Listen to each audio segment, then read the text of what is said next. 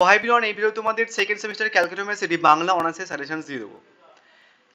কোশ্চেন্সগুলো বলার আগে তোমাদের একটা কথা বলে দিই, এর আগের বারে তোমাদের যে সিলেবাসটা আছে সেই সিলেবাসে মানে অনার্সদের যে সিলেবাসে তোমাদের পেপারটার নাম হচ্ছে কি ডিএসসি 2, আর একটা পেপার হচ্ছে কি যে মাইনর 2, তোমরা সবাই জানো, আর একটা হচ্ছে কি এমডিসি 2। তুমি যদি এর আগের বারে কোশ্চেন্স পেপার নিয়ে এই তিনটে কোশ্চেন পেপার তুলবে আর আমার সাজেশন দেখবে, একটা প্রশ্ন আমার সাজেশনের বাইরে থেকে আসেনি এই তিনটে পেপারেরই। ইভেন দো একটা প্রশ্নতে আমি তিনটে অর করেছিলাম, একটা প্রশ্ন রেখেছি এরকম এখানে তিনটে অর করেছি, একটা প্রশ্ন ডিএসসি তুলেছে, একটা প্রশ্ন মাইনরে তুলেছে, একটা প্রশ্ন এমডিসি তুলেছে। এরকম ভাবে কোশ্চেন্স তোলে আমার সাজেশন থেকে। যে কটা প্রশ্ন দিচ্ছি তুমি যদি সব কটা করে যাও, যে কটা অর প্রশ্ন দেবে সেই অর প্রশ্নগুলোও কিন্তু কমন পেয়ে যাবে তুমি। বাংলা সিলেবাসটা অত্যন্ত বড়, যা প্রশ্ন তোমাদের কাছে দিচ্ছি তার 3 ডবল প্রশ্ন বেসিক্যালি হয়, 3 ডবলের 1 ভাগ রেখেছি। এর বাইরে কোনো প্রশ্ন তুমি পরীক্ষায় দেখতে পাবে না। তুমি চাইলে চেক করে দেখতে পারো, অনার্সের হোক, এমডিসির হোক, মাইনরের হোক, সব ইচ অ্যান্ড এভরি প্রশ্ন কমন ছিল। এবার চলো তোমাদের সাজেশনে দেখে নিই 2025-এর জন্য। প্রথম প্রশ্ন দেখো, তোমাদের ইম্পর্টেন্ট প্রশ্ন, 3 স্টার মারা বেশি ইম্পর্টেন্ট প্রশ্ন। উচ্চারণ অনুযায়ী বাংলা স্বরধ্বনির বর্গীকরণ আলোচনা করো, বা তোমাকে শ্রেণী বিভাগ দিতে পারে। এই একই প্রশ্ন ঘুরিয়ে লিখে নিও। বা উচ্চারণ অনুযায়ী স্বরধ্বনির গুলির পরিচয় দাও। স্বরধ্বনি কাকে বলে, বাংলা ভাষার মৌলিক স্বরধ্বনিগুলি কী কী, জিহ্বার অবস্থান অনুসারে স্বরধ্বনিগুলির বর্গীকরণ বা শ্রেণীবিভাগ, রেখাচিত্র সমেত আলোচনা করো। একটি রেখাচিত্রের সাহায্যে স্বরধ্বনির উচ্চারণ নির্দেশ করো। একটা প্রশ্ন কতভাবে ঘুরে দিতে পারে দিয়ে দিলাম। নেক্সট মোস্ট ইম্পর্টেন্ট প্রশ্ন এই অধ্যায় থেকে, উদাহরণ সহ ধ্বনি ও বর্ণের পারস্পরিক সম্পর্ক, বর্ণ অক্ষরের সম্পর্ক এবং পার্থক্য, ধ্বনি বর্ণ অক্ষরের সংজ্ঞা ও উদাহরণ সহ পরিচয় দাও। অক্ষর কাকে বলে, অক্ষর গঠনের মূল নিয়ম। নেক্সট মোস্ট ইম্পর্টেন্ট প্রশ্ন হচ্ছে কি অধ্যায় থেকে, বাগধ্বনি কি, বিভাজ্য ধ্বনি দুটি প্রধান শ্রেণীর নাম উল্লেখ করো, ব্যঞ্জন ধ্বনির উচ্চারণ স্থান আলোচনা করো। নেক্সট হচ্ছে কি যে বাংলা শব্দ ভাণ্ডারে নবগঠিত শব্দ বিষয়ে আলোচনা করো, বাংলা শব্দ ভাণ্ডারের সম্পর্কে আলোচনা করো, বাংলা শব্দ ভাণ্ডারে কত শ্রেণীতে ভাগ করা যায় একটি রেখাচিত্রে দেখাও, বাংলা শব্দ ভাণ্ডারে কী ধরনের বহু শব্দ ব্যবহৃত হয়েছে উদাহরণ আলোচনা করো। নেক্সট হচ্ছে কি তোমার উচ্চারণ প্রকৃতি অনুসারে স্বরধ্বনি ও ব্যঞ্জনধ্বনির মধ্যে পার্থক্য। 5টা দিলাম তোমাদের পরীক্ষাতে। এই অধ্যায় থেকে দুটো 5 মার্কসের প্রশ্ন, এই দুটো 15 মার্কসের প্রশ্ন, আর দুটো হচ্ছে কিছু 5 মার্কসের প্রশ্ন দেয়। 4টে প্রশ্ন দেয়, আমি 5টা দিয়েছি 5 মার্কসের প্রশ্ন, এবং দুটো এক্সট্রা প্রশ্ন দিয়েছি। এই দুটো প্রশ্ন চাইলে দেখে যেতে পারো ফর 5 মার্কসের জন্য, যদিও এর 5 মার্কসের প্রশ্ন দেখে নাও। 5 মার্কসের প্রশ্ন এখান থেকে শুধুমাত্র এই প্রশ্নটা আর এই প্রশ্নটা ইম্পর্টেন্ট, বাদ বাকি দুটো প্রশ্ন দুটো প্রশ্ন দেখে যাবে, শুধু এই প্রশ্নটা ভালো করে যাবে এবং দেখে যাবে। তাহলে 5 + 2 7টা প্রশ্ন দিলাম, পরীক্ষাতে আসি অধ্যায় থেকে 4টে প্রশ্ন। বুঝা গেছে? যদি সবগুলো করতে চাও তাহলে চিন্তামুক্ত থাকতে পারো। একটা কনসেপ্ট দেখে যেতে পারো, দেশীয় সামথিং কিছু পুরো একটা পোস্ট হয় তোমাদের বলছি আমি দেখে, দেশীয় শব্দ বেসিসের একটা প্রশ্ন তোমাদের হচ্ছে কি যে ঘুরিয়ে ফিরে দেয় না। ঠিক আছে, যে কটা দিয়েছি ওই কটা এনাফ। চলো এবার দ্বিতীয় মডেল থেকে দেখে নেব। দ্বিতীয় মডেলে আমি বেশি প্রশ্ন রাখিনি। প্রথম মোস্ট ইম্পর্টেন্ট প্রশ্ন, 3 স্টার মানে বেশি ইম্পর্টেন্ট। শব্দ পরিবর্তনের 5টি ধারা লেখো। বাংলা শব্দার্থ পরিবর্তনে যে কোনো দুটি ধারা বা রূপ সম্পর্কে আলোচনা করো, বা শব্দার্থ পরিবর্তনের মূল ধারা কয়টি, নাম উল্লেখ তাদের পরিচয় দাও। বিভিন্নভাবে ঘুরে আসতে পারে, এগুলো কিন্তু অর, ঠিক আছে, এগুলো কিন্তু অর প্রশ্ন। নেক্সট মোস্ট ইম্পর্টেন্ট প্রশ্ন হচ্ছে কি যে বাংলা ব্যাকরণে ধ্বনি পরিবর্তনের যে কোনো দুটি কারণ উল্লেখ করো, বা বাংলা ব্যাকরণে ধ্বনি পরিবর্তনের দুটি সূত্র বিষয়ে আলোচনা করো। মোস্ট ইম্পর্টেন্ট প্রশ্ন। নেক্সট 3 নম্বরের প্রশ্নটা বিভিন্নভাবে ঘুরিয়ে আসে, এখানটা অনেকটা ভ্যারাইটি আছে। আমি এখান থেকেও বেশি প্রশ্ন রাখিনি, 4টে প্রশ্ন রেখেছি, বাট এইটার অনেকগুলো ভ্যারাইটি যেহেতু আসে ওই জন্য বলে দিলাম। দেখো তোমাদের প্রশ্নটা এভাবে দিতে পারে, ভাষা ও ভাষার পার্থক্য লেখো, বাংলা আঞ্চলিক উপভাষা কত রকমের স্থান উল্লেখ করো, যে কোনো একটি উপভাষার ধ্বনিতাত্ত্বিক রূপতাত্ত্বিক বৈশিষ্ট্য আলোচনা করো। এইভাবে দিতে পারে। এবার যে কোনো একটি যখন উল্লেখ করবে তখন তোমাকে রাঢ়ী দিতে পারে, বঙ্গালী দিতে পারে, বরেন্দ্রী দিতে পারে, ঝাড়খণ্ড দিতে পারে, কামরূপ দিতে পারে। শুধু রাঢ়ীটা তোমাদের 15 মার্কসের জন্য দেবে না। বঙ্গালীটা 50 মার্কসের জন্য দেওয়ার চান্স আছে, বরেন্দ্রীটা 50 মার্কসের দেওয়ার চান্স আছে। এই বঙ্গালী এবং বরেন্দ্রী এই দুটোরই ধ্বনিতাত্ত্বিক রূপতাত্ত্বিক বৈশিষ্ট্য করে নেবে, দেন তারপরে ঝাড়খণ্ডী এবং কামরূপীটা দেখে যাবে ফর 5 মার্কসের জন্য। Simple, clear. এবার চলো নেক্সট, বাংলার ধ্বনি পরিবর্তন বলতে কী বোঝো? শ্রেণীবিভাগ সহ সমীভাবনের পরিচয় দাও। এই 4টে প্রশ্ন দিলাম, এই 4টে প্রশ্নের মধ্যে থেকে তুমি আই থিঙ্ক এখান থেকে পেয়ে যাবে, সমস্যা নেই, ঠিক আছে? এই 4টে প্রশ্নের মধ্যে থেকে তুমি কিন্তু এখান থেকে প্রশ্ন পেয়ে যাবে। চলো এবার 5 মার্কসের প্রশ্ন দেখে নাও এই অধ্যায় থেকে, দ্বিতীয় অধ্যায় থেকে। দ্বিতীয় অধ্যায়ে আমি না বেসিক্যালি ঠিক প্রশ্নটা এইভাবে রেখেছিলাম,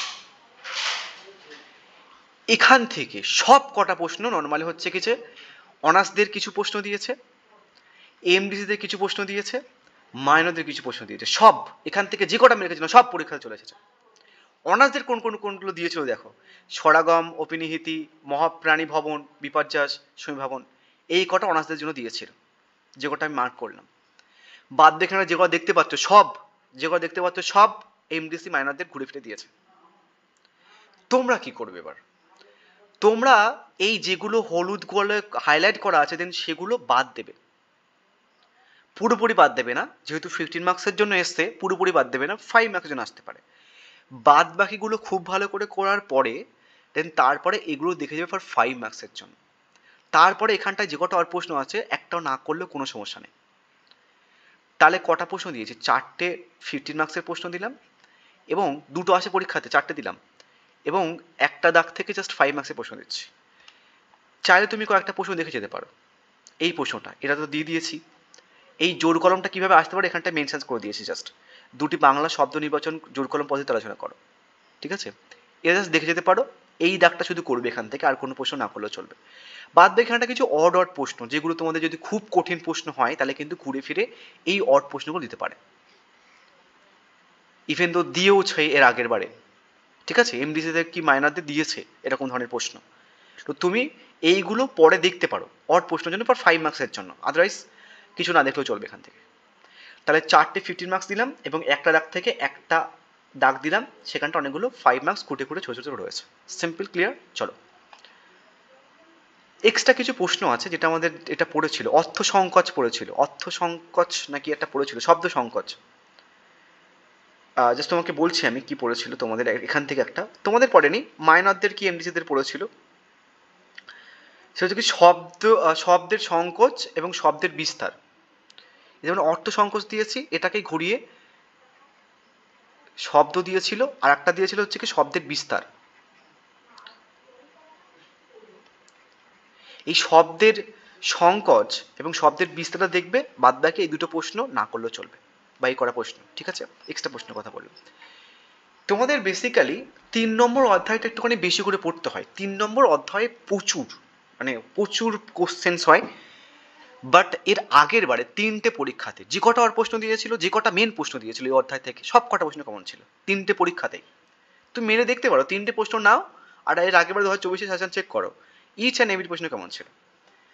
এবার 3 নম্বর অধ্যায়টা যেহেতু সব থেকে বড়, এখানটায় প্রশ্নও সব থেকে বেশি হয়, বাট যারা রিস্ক নিতে চাইছো 3টে স্টার মানা প্রশ্নগুলো ভালো করে যেতে পারো, ওখান থেকে তোমার কমন পাওয়ার চান্স আছে, বাট সব কটা প্রশ্ন করলে ভালো হয়। বাকি অধ্যায় থেকে বেশি প্রশ্ন রাখিনি আমি, বাট 3 নম্বর অধ্যায়টা বেশি প্রশ্ন আছে বলে তাই, বোঝা গেছে? কি কি দেখো প্রশ্ন হয়। প্রথম, তোমাদের এই বছরের জন্য বিভক্তিটা ইম্পর্টেন্ট। কিভাবে আসে দেখো, 3 ভাবে আসে। বিভক্তি কাকে বলে, বিভক্তি কয় প্রকার, কি কি, উদাহরণ ভাগস আলোচনা করো। বিভক্তি কি, বিভক্তি কয় প্রকার, কি কি, বাংলা কারক প্রচলিত বিভক্তি চিহ্নিত করো। ইভেন দো অনার্সের ফার্স্ট প্রশ্ন আর আমার ফার্স্ট প্রশ্ন সাজেশনের একই ছিল। নেক্সট, শব্দে বিভক্তি কেন যুক্ত হয়, বিভক্তির 3 রকমের ব্যবহার লেখো। এটা ইম্পর্টেন্ট, এটাও 3 স্টার করতে পারো তুমি, বাট এটার থেকে এটা বেশি ইম্পর্টেন্ট। যেমন বাংলা ব্যাকরণের পুরুষ কয় প্রকার, উদাহরণ আলোচনা করো, বা বাংলা ভাষায় পুরুষ কাকে বলে, উদাহরণ আলোচনা করো। নেক্সট হচ্ছে কি তোমার ক্রিয়ার কাল বলতে কি বোঝো, মৌলিক কাল কাকে বলে, মৌলিক কালের বিভাজন এবং উদাহরণ আলোচনা করো। নেক্সট হচ্ছে কি প্রত্যয় তোমাদের সব থেকে বেশি ইম্পর্টেন্ট। প্রত্যয়, পুরুষ এবং বিভক্তি, এই 3টে টপিক ভালো করে যাবে। আরও আসছে শ্রেণীবিভাগ করো, যে কোনো একটি প্রত্যয়ের সংক্ষিপ্ত আলোচনা করো, বা প্রকৃত প্রত্যয় কাকে বলে, উদাহরণ সহ যে কোনো একটি শ্রেণীর প্রত্যয় আলোচনা করো। নেক্সট হচ্ছে কি সমাস, বাংলা সমাসের আলোচনায় সমস্ত পদ এবং সমস্য পদ বা ব্যাস বাক্য কাকে বলে উদাহরণ ছাড়া আলোচনা করো। নেক্সট কারক। নেক্সট হচ্ছে কাকে বলে? আধুনিক বাংলা কারক, বাংলা ভাষায় কারক কয় প্রকার, কী কী উদাহরণ ছাড়া আলোচনা করো। কর্মকার কাকে বলে? কর্মকারের প্রকারভেদ বা করণ এবং উপাদান কারক কোন বিভক্তি এবং অনুসর্গের সাথে যুক্ত হয়। কারক কিন্তু ইম্পর্টেন্ট। নেক্সট হচ্ছে কি দেখো অব্যয়। অব্যয়রা 3 স্টার মারা রয়েছে, মানে যেটা 3টে স্টার সব থেকে বেশি ইম্পর্টেন্ট, বাদবাকিগুলো এইগুলো হওয়ার পরে তারপরে করে যাবে, ঠিক আছে। এই অধ্যায়টা প্রচণ্ড বড়, আরও প্রচুর প্রশ্ন হয়। তুমি যদি নর্মালি দেখো, যদি একটুখানি বই, কোনো যদি ভালো বই কেন দেখবে, এই অধ্যায় থেকে প্রচুর প্রশ্ন হয়। বাট যে কটা প্রশ্ন আমার সাজেশনের মধ্যে রয়েছে, এর বাইরে আই থিঙ্ক কোনো প্রশ্ন তোমাদের পড়ে বলে, এর বাইরে থেকে তুমি, এর মধ্যে থেকে তুমি পেয়ে যাবে। অব্যয়কে বলে? অব্যয়ের 3 রকমের ব্যবহার লেখো। বাংলা অব্যয়, ব্যাকরণে অব্যয় বলতে কী বোঝো? পদনয়ী অব্যয়ের ভাগগুলো আলোচনা করো। দেখো সমাস, সমাসটাও কিন্তু ইম্পর্টেন্ট, 3টে স্টার। এই প্রশ্নটা ডিডি ক্লাসের চান্স আছে, ওই জন্য 3টে স্টার করে দিয়েছি। এখানটায় অনেকগুলোভাবে আসতে পারে। কীভাবে আসে? সমাসের সংজ্ঞা দাও, উদাহরণ সহ যে কোনো এক ধরনের সমাসের বিস্তৃত আলোচনা করো। নতুন শব্দ গঠনে সমাসের ভূমিকা বিষয়ে আলোচনা করো। সমাস কী, সমাস কয় প্রকার কী, বিভিন্ন প্রকার সমাস সম্পর্কে আলোচনা করো। সমাস বলতে কী বোঝো, উদাহরণ সহ আলোচনা করো। সমস্ত পদ কী একটু উদাহরণ দিয়ে বুঝিয়ে দাও। 8টা প্রশ্ন দিলাম এখান থেকে, আরও কয়েকটা প্রশ্ন আমি রেখেছি। বচনটাও কিন্তু ইম্পর্টেন্ট এবার তোমাদের। সাধারণ ঘটমান বর্তমান এবং সাধারণ ভবিষ্যৎ কাকে বলে আলোচনা করো। উদাহরণ সহ তদ্ভাব অর্ধ তৎসম সহ আলোচনা করো। বচন কি, বচন কয় প্রকার, কী, এক বচন ও বহু বচন আলোচনা করো। এই আগের বারে এটা কাদের না কাদের দিয়েছিল, এটাও কাদের না কাদের দিয়েছিল, এটাও কাদের না কাদের দিয়েছিল, তোমাদেরও কিন্তু পড়েছে। বাট তোমাদের কিন্তু কেমনভাবে প্রশ্ন আসলে দেখো, ধরো তোমাদের এর আগের বারে অনার্সদের বচন দিয়ে দিয়েছে, ধরো এই প্রশ্ন দিয়ে দিয়েছে, তো তুমি এটা ভেবো না যে বচন থেকে পড়েছে মানে এর বছর বচন পড়বে না, এই প্রশ্নটা পড়বে না, বাদ বাকি এই বচন রিলেটেড আর যে প্রশ্ন সেই প্রশ্নগুলো কিন্তু পড়বে। এরকমভাবে তোমাদের বাংলা সেট হয়, বুঝা গেছে? ওই কারণের জন্য যে টপিক পড়েছে দেন সেই টপিকগুলো তোমাকে করতে হয়। বাট যে কটা প্রশ্ন দিয়েছি আমি যেমনভাবে পড়েছি সেমনভাবে করলে আর বাইরে কোনো প্রশ্ন পড়তে হয় না। এবার চলো আর একটা প্রশ্ন আমি লিখেছি, ক্রিয়ার কাল বলতে কী বোঝো। ক্রিয়ার কালের বিভিন্ন রূপ আলোচনা করো। বর্তমান কালটা পড়ে যাবে তোমাদের, এর আগের বারে অতীতকাল পড়েছিল, বর্তমান কালটা এবার ইম্পর্টেন্ট, ভবিষ্যৎকাল ঘুরে ফিরে দেয়, বাট বর্তমান কালটা বেশি ইম্পর্টেন্ট। এই টপিক থেকে একটু বেশি প্রশ্ন রেখেছি। এখান থেকে 5 মার্ক্সের প্রশ্ন কোনো প্রশ্ন করতে হবে না, জাস্ট চালে তার তো করতে পারো, আদারওয়াইজ কোনো প্রশ্ন করতে হবে না, ঠিক আছে। এবং এগুলো জাস্ট 5 মার্কের জন্য দেখে যেতে পারো, মানে এগুলো যদি প্রশ্ন কঠিন হয় তাহলে এগুলো কাজে লাগতে পারে। যদিও দিয়ে দিয়েছি ওপরে, করণকারক দিয়ে দিয়েছি, কর্তৃকারক দিয়ে দিয়েছি, কর্মধারয় সমাস দিয়ে দিয়েছি, ঠিক আছে, ওপরে দিয়ে দিয়েছি যদিও। জাস্ট এখান থেকে একটা প্রশ্ন করবে। এখান থেকে এই 12টা পোস্টের মধ্যে থেকে তুমি যে কটা 3 টেস্টটা সে কটা ভালো করে করে বাদ বাকি প্রশ্নগুলো দেখে যাবে। আদারওয়াইজ কিন্তু এই টপিক, এই চ্যাপ্টারটা কিন্তু প্রচুর বড় চ্যাপ্টার এই চ্যাপ্টারটা, ঠিক আছে। বাট এর বাইরে আর কোনো প্রশ্ন আসবে না, যেগুলো তুমি দেখতে পাচ্ছ এর মধ্যে থেকে পেয়ে যাবে। যদি প্রশ্ন খুব কঠিন হয় তাহলে যেগুলো লিখতে হবে সে কটা অন্তত তুমি কমন পেয়ে যাবে, এইটুকু গ্যারান্টি দিতে পারি তোমাকে। So thank you.